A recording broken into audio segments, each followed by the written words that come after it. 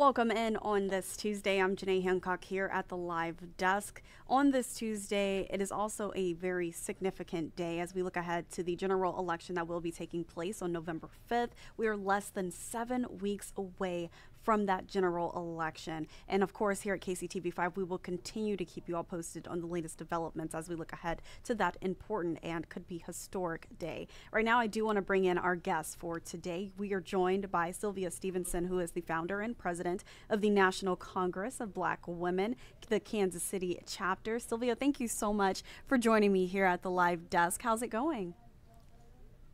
It's going well. Exciting because today marks the day where absentee ballot Yeah, goes live for registration and yeah. to actually file for an absentee ballot. So this is exciting. Thank you for having me. Of course, and I do want to jump straight into that because this is a very timely interview. As you said, absentee voting does kick off in the state of Missouri today. So let's kind of dive straight into that. What exactly is absentee voting, and what do our viewers need to know if they want to participate in that voting process?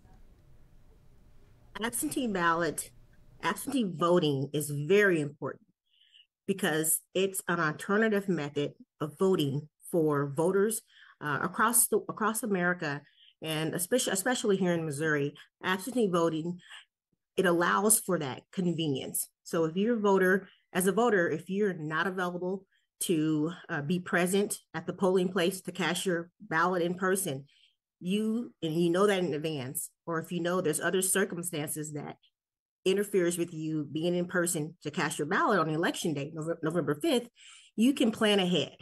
Again, going back to this being an informed voter, planning ahead, you can register for your absentee ballot to be mailed to you so you can cast your ballot earlier before the November election to secure your ballot safely and without having to be in person.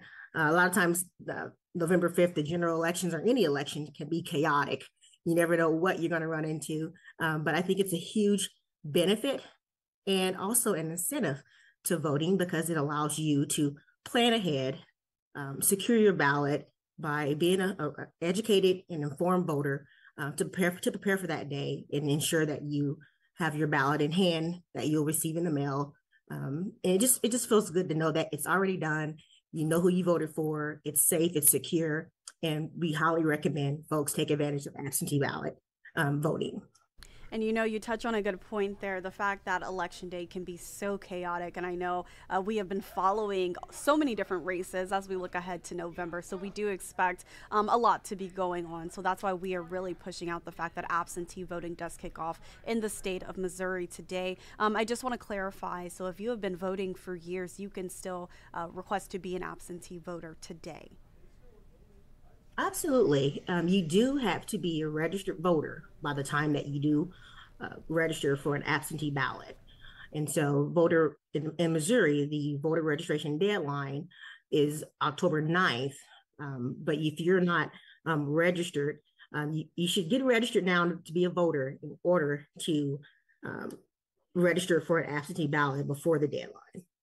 Sylvia, I want to dive a little bit further into this. And the reason why you are also joining me here at the live desk, as well as I mentioned, you are the founder and the president of the National Congress of Black Women Kansas City chapter. And you all are actually doing a lot, preparing for an event, I should say, coming up in a few weeks to get people out to the polls. Tell us a little bit more about your efforts to do so. Oh wow, we have a lot going on. Our efforts include hosting our community workshops for constituents to educate voters, having them become aware of what's on the ballot, the Missouri ballot for the November 5th election, but also partnering with community organizations, fraternity organizations that are doing great work in the community. Collaboration is important, especially to get the word out and to have a collective impact in getting the word out for others to help us get the word out to increase voter turnout and mobilization. I'll go into a couple of events that we have coming up. We do have the ballot and brunch. That'll be October 5th at the Central Public Library. in downtown Kansas City. And the purpose of this event is to engage community members first on, what they already know. And then why are you here? What do you need to know? And then we're going to dissect the questions on the ballot. The purpose of the event is to be educational. So it's not telling people, constituents, how to vote or what to vote for, but more so using the platform as an education to encourage them to use critical thinking regarding the social and political implications of these questions that are on the ballot.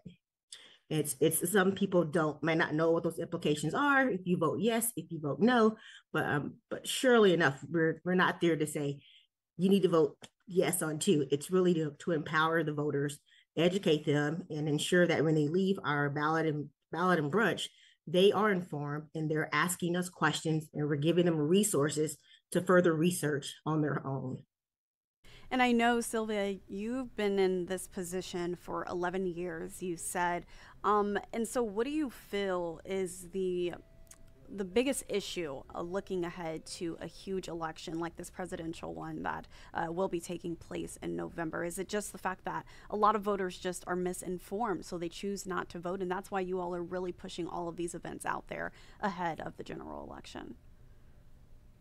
I think it's what you just said it, Jay. You said it's misinformation, voters not being completely informed about the issues that matter to them. I think it's important that there was a debate. There was a presidential debate for the two presidential candidates, but also when you look at the local level, I think, and I wish we could have more. You're starting to see more initiatives and workshops to educate voters on the questions in the ballot for Missouri and the local elections. You're starting to see more of that, but you just see so much of the national politics and the national issues, which do filter down to the local level. But when you look at some of those local questions that are on the ballot, voters need to be given the opportunity to ask questions, and again, going back to understanding what the social and political implications are, how does that impact their individual life, their family, their community, their place of work? What does that mean to them? And so it's definitely being able to ask the questions that you want to ask, get the best answers or to be informed, and just debunking the misinformation that you see on the national airways regarding issues, some of those mainstream issues that affect our life, such as abortion, reproductive health, immigration. There's a lot of misinformation, and that is not, as we know, it's not beneficial to the voters, especially when we want them out at the polls November 5th. And allowing them to create their own opinions as well. I think that's very important. You bring up questions, and we do have a question coming in from Rita Rowe, who is on our Facebook live stream right now. So I want to make sure while we have you that we're able to answer a few of these questions. So Rita says, how do I request my ballot? And she is referring to absentee ballots.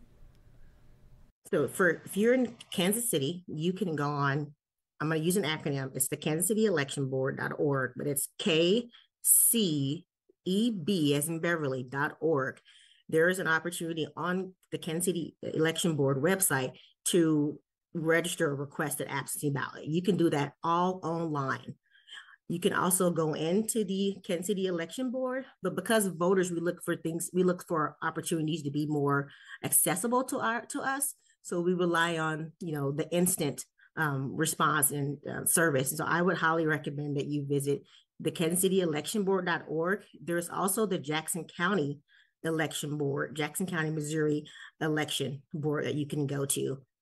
And that is Jackson County Election, JCME.org. And I hope I had that acronym correctly, but it's Jackson County Election Board. If you just Google that, they also have the exact same resources as the Kansas City Election Board to register for an absentee ballot. Yeah. So there are definitely ways to get out there and request for an absentee ballot, which is very, very important. I want to go back to your free ballot and brunch that you all will be hosting here shortly, or here soon, I should say. Where can people learn more information and follow along with you all with all of the events that you will be hosting ahead of November 5th? Well, there's a couple ways that you can get involved and get more information about the ballot and brunch.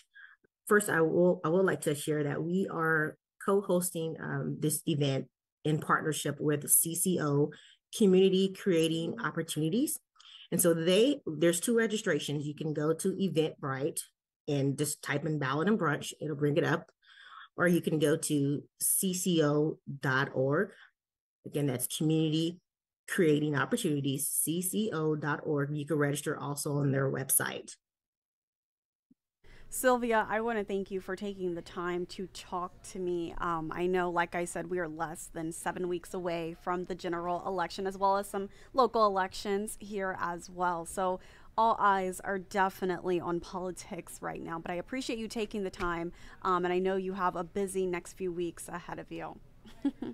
We do. Thank you for the opportunity, Janae. Of course. Continue to leave your questions down below on our live stream as far as our viewers are concerned. And here at KCTV5, like I said before, we will continue our coverage as we look ahead to November 5th, the general election, presidential election, as well as so many local races. And it is all just getting started, less than 7 weeks away. I'm going to leave you all with this live shot overlooking Kansas City right now. We do have our noon newscast going on right now, so be sure to tune into that and download the KCTV5 News app for notifications to come straight to your smart device.